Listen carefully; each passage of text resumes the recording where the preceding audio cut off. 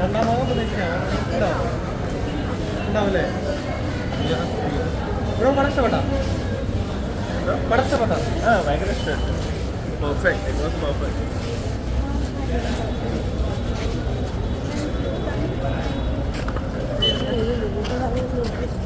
ചേട്ടൻ്റെ ഹെയർ സ്റ്റൈലിന് നല്ല ഫാൻസ് ഉണ്ട്.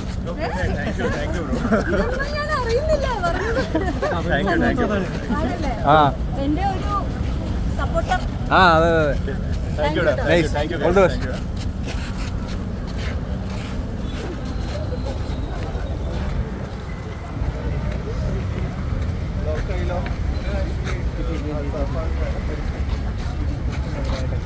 ജപ്പാനിക്ക് സ്റ്റേറ്റ്മെൻ്റ് ഒരു പുറത്തൊരു ഇഷ്യൂ ഒക്കെ ഉണ്ടായിട്ടുണ്ട്.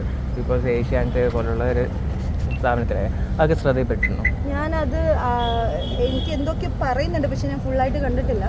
സോ എൻ്റെ ഒരു വിശ്വാസം, ഞാൻ കുറേ നാളുകൊണ്ട് ഏഷ്യാനെറ്റ് പോലത്തെ ഒരു ചാനലിൽ വർക്ക് ചെയ്യുന്നുണ്ട്. എൻ്റെ ഒരു വിശ്വാസം അതിനകത്ത് ഓരോ ഡിഗ്നിറ്ററിയും ഭയങ്കര റെസ്പെക്റ്റ്ഫുൾ ആൾക്കാരാണ്. സോ ആ റെസ്പെക്റ്റ് എനിക്ക് കിട്ടിയിട്ടുണ്ട്. സോ ആ റെസ്പെക്റ്റ് തന്നെയാണ് എനിക്ക് തോന്നുന്നു. എനിക്ക് ബാക്കിയുള്ളവരുടെ ഒന്നും അറിയത്തില്ല. ഈ വിജയായിട്ടുള്ള അഖിൽമാരടക്കമുള്ള ആൾക്കാർ ഇങ്ങനെ വന്നിട്ടാണെങ്കിൽ പൊതു എന്തായാലും സോഷ്യൽ മീഡിയ പ്ലാറ്റ്ഫോമുകളിൽ ഇത്തരത്തിലുള്ള പരാമർശങ്ങൾ നടത്തുമ്പോൾ അതിപ്പോൾ നിങ്ങളായാലും നിങ്ങളും ഓഡീഷൻസൊക്കെ എടുത്ത് കയറിയിട്ടുള്ള വ്യക്തികളാണ്. അപ്പം നിങ്ങളുടെ ഓഡീഷൻസൊക്കെ എങ്ങനെയായിരുന്നു? എനിക്ക് ഓഡീഷൻസ് ഉണ്ടായിരുന്നില്ല.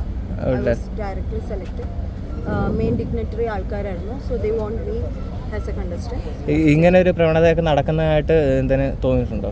ഏഷ്യാനെറ്റിനെ പോലുള്ള എന്തോ എൻ്റെ ഒരു വിശ്വാസത്തിൽ ഉണ്ടാവാൻ സാധ്യതയില്ല. പിന്നെ ഈ അഖിൽ മാരാറിൻ്റെ പറഞ്ഞല്ലോ, അഖിൽ മാരാറിൻ്റെ ഷോ ലാസ്റ്റ് ഇയർ ആയിരുന്നു നടന്നത് ആണല്ലോ, എല്ലാവരും സമ്മതിച്ചല്ലോ. അപ്പോൾ ലാസ്റ്റ് ഇയർ നടന്ന ഷോൻ്റെ ഇപ്പോഴാണ് ഫീഡ്ബാക്ക് വരുന്നത്. എന്തുകൊണ്ട് ആ ലാസ്റ്റ് ഇയറിൽ തന്നെ ഈ കാര്യം ഓപ്പണായിട്ട് പറഞ്ഞില്ല? അപ്പം അങ്ങനെയല്ലല്ലോ. അഖിൽ മാരാർ സ്ട്രോങ് ആയിട്ട് നിൽക്കുന്ന ഒരു വ്യക്തിയാണെങ്കിൽ ആ സമയത്ത് തന്നെ അത് പറഞ്ഞ് ക്ലിയർ ചെയ്യണ്ടേ? മനസ്സിലായി? അതാണ് എൻ്റെ പോയിന്റ്. Thank you.